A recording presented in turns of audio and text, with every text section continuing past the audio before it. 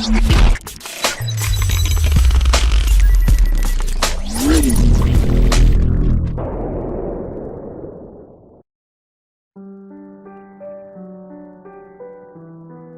Take इन हिंदी के Photoshop के tutorial में आपका स्वागत है। मैं मोहम्मद फैजान। तो चलिए शुरू करते हैं फोटोशॉप।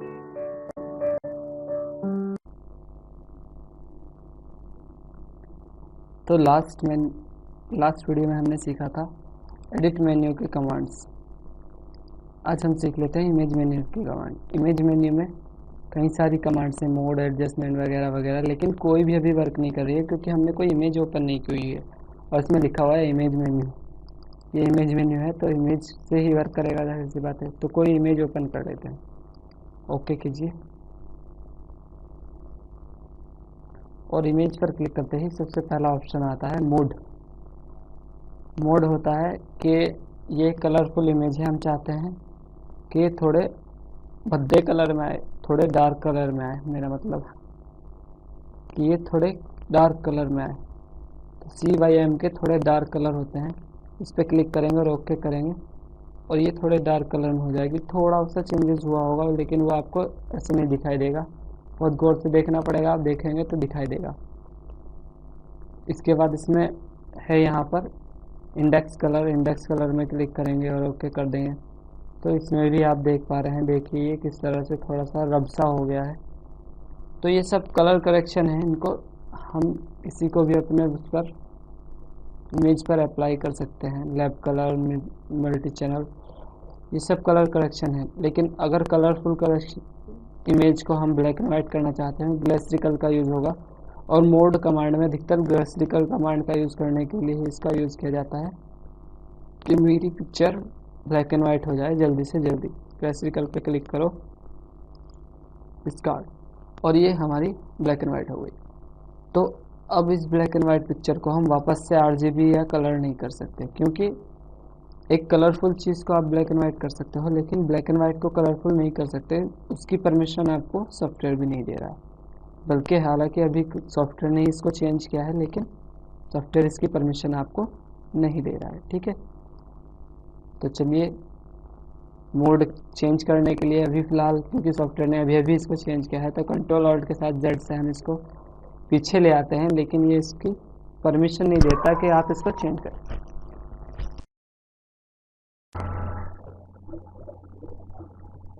इमेज मेन्यू के बाद मोड का यूज़ इसीलिए होता है बस कि हम अपनी इमेज को ब्लैक एंड वाइट कर सके, या अपने इन कलर्स को डार्क कर सके, या कलर्स को थोड़ा हल्का कर सके। ये मल्टी चैनल है, इसमें भी ये थोड़ा कलर फेड होकर हल्का हो जाता है। इसको भी हम Ctrl+Alt के साथ Z से ही रिपीट करा लेंगे पीछे को। एडजस्टमेंट शुरू कर लेते हैं। एडजस्टमेंट में सबसे पहले ब्राइटनेस और कंट्रास्ट होता है। ब्राइटनेस और कंट्रास्ट होता है कि हम अपनी पिक्चर की चमक, ये तो चमक है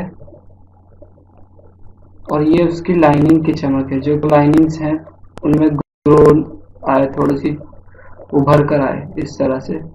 अगर आप लाइनिंग्स हटा देते हैं तो थोड़ी भद्दी सी लगने लगती है। ये देखिए, ये लाइनिंग्स आने से उसमें शाइनिंग आ रही है। और ये ब्राइटनेस है, ब्राइटनेस कम कर सकते हैं या बढ़ती कर सकते हैं। ये लाइनिंग है, तो ये ब्राइटनेस और कंट्रास्ट होता है। इसको भी अब अगर Ctrl+Alt के साथ Z करके देखें तो ये देखिए इतना भद्दा लग रहा था और अब ऐसा लग रहा है। ठीक है, तो ये ब्राइटनेस का कमाल है। लेवल उसको नॉर्मली रखें, थोड़ा बहुत एडजस्ट कर लें अपनी पिक्चर के अकॉर्डिंग कि आपको इसमें ब्राइटनेस इस तरह से चाहिए, कंट्रास्ट इस तरह से चाहिए, इसका कलर करेक्शन इधर को ब्राइटनेस की तरफ को ज़्यादा होना चाहिए या कंट्रास्ट की तरफ को ज़्यादा होना चाहिए। जहाँ से आप इसको अच्छा कर सकते हैं उधर से कर सकते हैं, कर लीजिए। ग्रीन कलर का इफेक्ट ज़्यादा होना चाहिए या ग्रीन कलर में ब्राइटनेस ज़्यादा होनी चाहिए, इस तरह से आप इसको कर सकते हैं। आप जो भी आप सेट करेंगे उसको ओके कर देंगे और ये वैसा ही दिखा देगा। Ctrl+Z करके दिखाते हैं ये ओरिजिनल कैसा लग रहा था और अब कैसा लग रहा है। तो इसको भी हम इस तरह से लेवल चेंज कर सकते हैं, हर कलर का अलग अलग लेवल चेंज कर सकते हैं।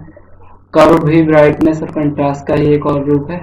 कर्व पर क्लिक करेंगे तो कर्व एक लाइनिंग टाइप है कि हम इसकी लाइनिंग्स को इस तरह से बीच में से स्ट्रेच करेंगे तो ये बीच की तरफ को ज़्यादा इफेक्ट देगा, नीचे को करेंगे तो नीचे को ब्राइटनेस और कंट्रास्ट कम हो जाएंगी। इस तरह से ये पिक्चर पर इस तरह से इफेक्ट डालता है।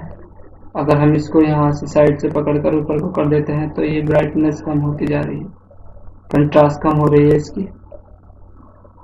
और इस तरह से नीचे को कर देते हैं तो ब्राइटनेस कम हो रही है, या इस तरह से अगर हम इसको ऊपर को कर देते हैं ब्राइटनेस बढ़ जाएगी, और इस तरह से अगर इसको नीचे को कर देते हैं तो कंट्रास्ट बढ़ जाएगी। ये रहा, और ये ब्राइटनेस की तरफ को जाने लगा था तो ब्राइटनेस बढ़ गई। इस तरह से ब्राइटनेस और कंट्रास्ट को एडजस्ट कर सकते हैं। ये कर्व की मदद से हुआ है। कंट्रोल Z करके देख लेते हैं, ये ऐसा था और ये ऐसा हो गया है। तो अपनी पिक्चर को बहुत देर तक कंट्रास्ट और क्या बोलते हैं कर्व कंट्रास्ट वगैरह के साथ वर्क करना होता है।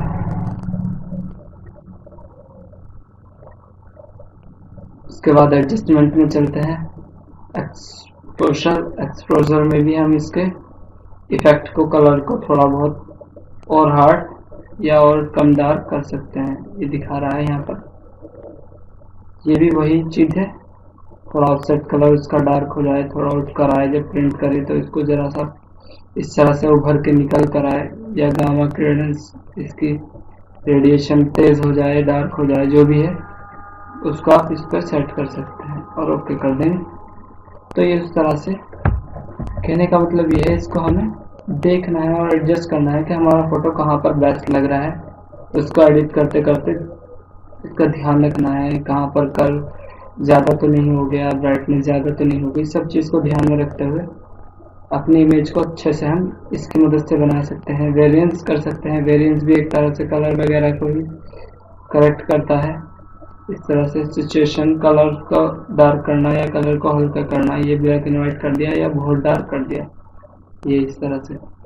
ये लीजिए, ये देखिए सबसे ज़्यादा कलर है इसमें। यहाँ पर वेरिएंस कम कर लेते हैं, इसका कलर का फैलाव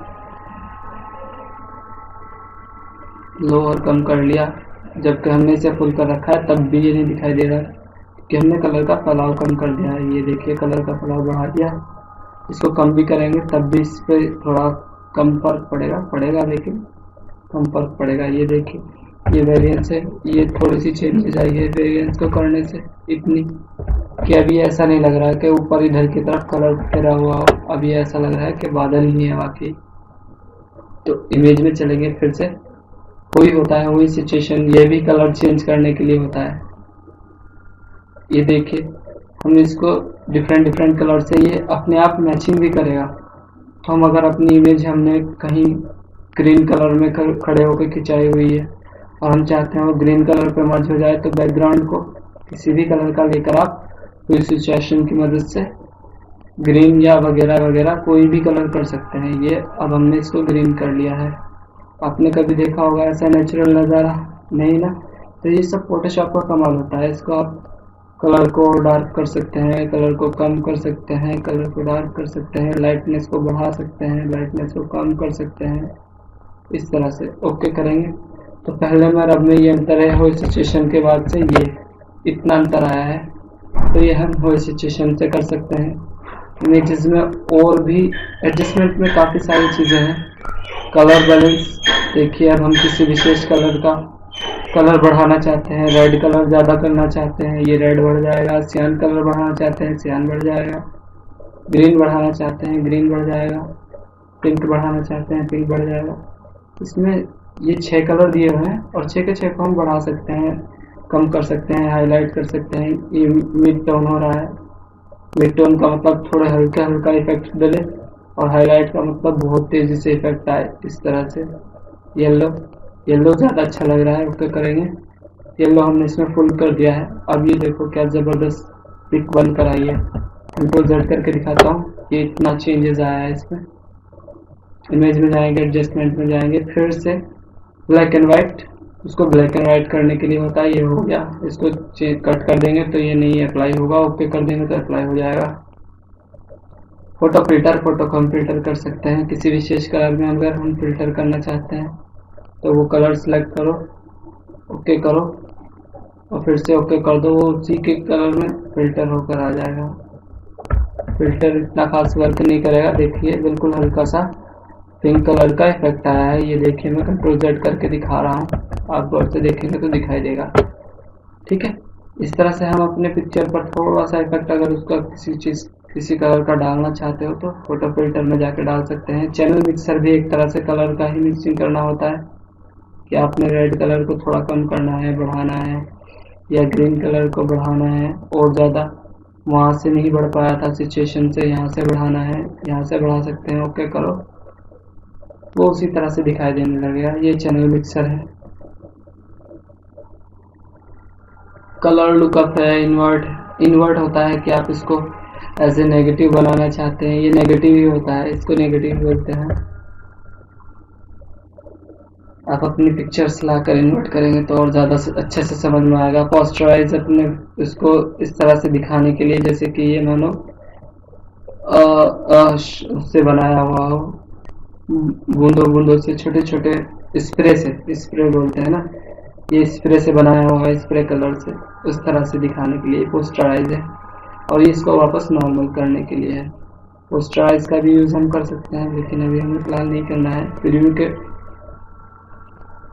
इसमें यहाँ पर और भी है, ट्रेजर होल्ड है। ट्रेजर होल्ड में भी हम किसी अपनी इमेज को इस तरह से ब्लैक एंड वाइट एक मास्क के तौर पे इमेज टाइप बना सकते हैं। ये ट्रेजर होल्ड दिखा रहा है इस तरह से। प्रीव्यू का अगर ये टिक सभी उसमें आ रहा था कमांड्स में, प्रीव्यू का टिक्स लगा होगा तो प्रीव्यू दिखाएगा, वरना नहीं दिखाएगा। इसको भी ध्यान रखना है। ओके कर देंगे तो ये ब्लैक एंड वाइट में चेंज हो जाएगा, हमें नहीं करना है। ठीक है, इमेज में चलते हैं, फिर एडजस्टमेंट में चलते हैं। ये जो भी हमने करा वो पोस्टराइज था, ट्रेजर होल्ड था शायद, हाँ वो ट्रेजर होल्ड था। ग्रेडियंट मैप में भी यही होता है कि हम किसी विशेष ग्रेडियंट का जो है इफेक्ट अपने फोटो पर डालना चाहते हैं। देखिए दो कलर हैं ग्रेडियंट में, दो कलर भी होते हैं, 7 कलर भी होते हैं, उसी कलर का इफेक्ट इस पर दिखाई देगा। देखिए रेड भी दिख रहा है, ब्लू भी दिख रहा है, पिंक भी दिख रहा है, सब दिखाई दे रहे हैं। इस तरह से किसी विशेष कलर का इफेक्ट अगर डालना हो तो ग्रेडियंट इफेक्ट होता है। ये यहाँ पर इमेज में एडजस्टमेंट में ही है ग्रेडियंट।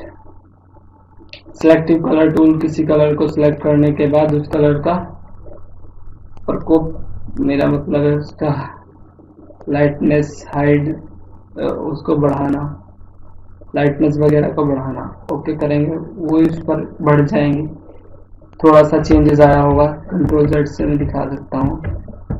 यहाँ पर देख रहे होंगे आप कि वो कलर यहीं पर था और कहीं वो कलर था नहीं, इसलिए इसी में चेंजेस हुआ है।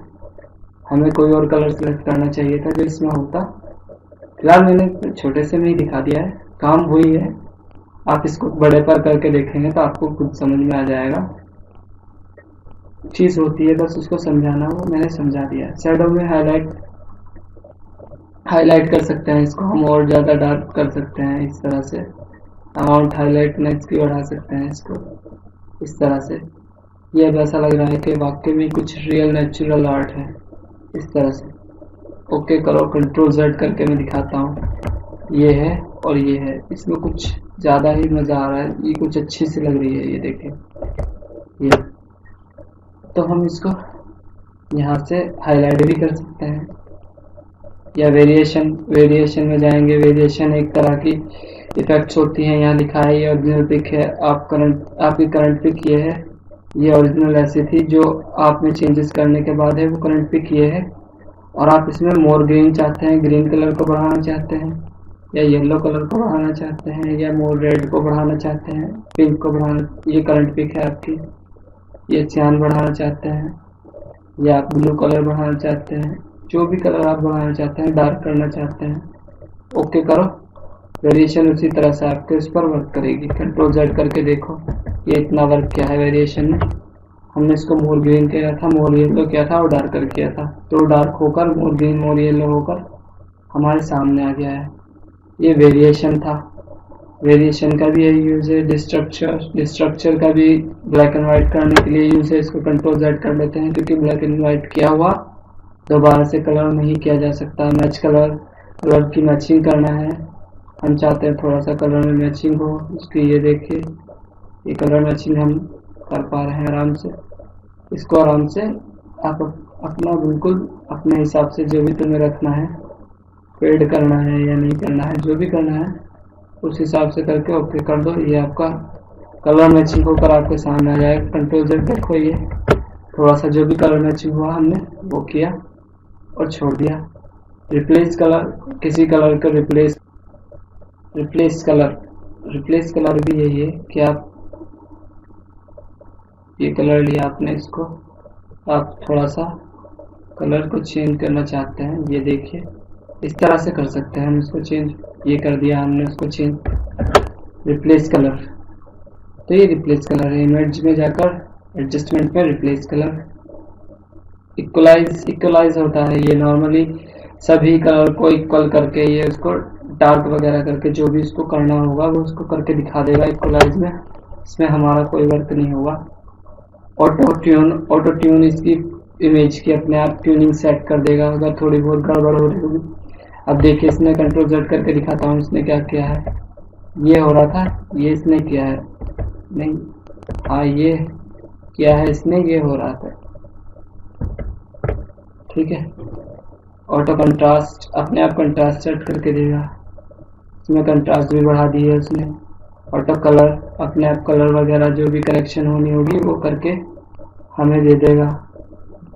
इमेज साइज, इमेज का हम साइज जो भी है उसको बढ़ा सकते हैं या कम कर सकते हैं। हम चाहते हैं 118 हो जाए, ओके करो, इमेज का साइज वही हो जाएगा। ठीक है, इमेज साइज में यहाँ पर विड्थ भी है, हाइट भी है। आप चाहे तो यहाँ पर चेंज कर लीजिए विड्थ हाइट, या फिर यहाँ पर चेंज कर लीजिए। दोनों में से एक जगह चेंज करेंगे और बाकी अपने आप चेंज हो जाएगी। ओके कर देंगे, वो चेंज हो जाएगी। इमेज का साइज जो भी आपको रखना हो, मानो आपने कोई इमेज खोली है वो बड़े साइज की, आप उसको छोटी बड़ी कर सकते हैं अपनी मर्जी से। कैनवास साइज, आप चाहते हैं कि मेरी इमेज थोड़ी सी इधर को हो जाए और मुझे थोड़ा सा वाइट एरिया मिल जाए जिसमें मैं लिख सकूं, तो इमेज को इधर को करना है तो इधर को क्लिक करना है, और इधर को करना है तो इधर को क्लिक करना है। हमें इधर को करना है और कितने इंच विड्थ बढ़ानी है उसकी, 15 हो रही है, उसको 17 करनी है तो 2 इंच बढ़ जाएगी। ओके करो, तो ये 2 इंच की विड्थ हमारे पास आ गई। इसमें हम अब कुछ भी कर सकते हैं। हम अपना कुछ भी टेक्स्ट वगैरह लिखना हो हमें, हम उसको टेक्स्ट को लिख सकते हैं। टेक्स्ट टूल ले लेते हैं वर्टिकल वाला और इसमें लिख देते हैं FAIZAN और मूव टूल लेकर इसको नीचे को लाएंगे। ये हमने अपना नाम लिख दिया। इसको कंट्रोल T कर लेंगे और शिफ्ट के साथ इसको स्ट्रेच करेंगे। मूव टूल लेंगे, अप्लाई करेंगे और ये चला नीचे को, ये आ गया। तो ये था कैनवास साइज। कैनवास साइज को हम इस तरह से यूज कर सकते हैं। इमेज रोटेशन, अभी जो हम सीख रहे थे यहाँ पर ट्रांसफॉर्म, वो होता था लेयर के साथ में।